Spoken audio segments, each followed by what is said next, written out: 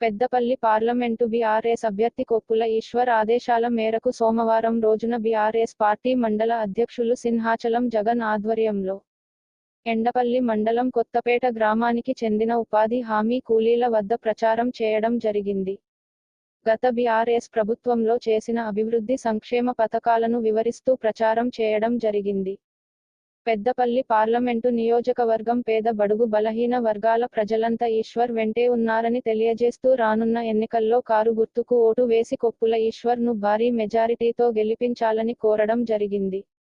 అలాగే ఉపాధి హామీ కూలీలకు వేసవికాలం దృశ్య మజ్జిగ పాకెట్ల పంపిణీ చేసి వారి దాహం తీర్చడం జరిగింది. ఈ కార్యక్రమంలో రాజారాంపల్లి ఎంపీటీసీ గాజుల మల్లేశం, మెతుకు స్వామి, కంది విష్ణు, కోడి గంగయ్య, గంగాధరి రాజేశం, బూరగడ్డ మౌనిక, జాడి దుష్యంత రాణి, దుర్గం కృష్ణ, ఇప్పల రాజు, మేకల రాజేశం, రామ్ రెడ్డి పాల్గొన్నారు.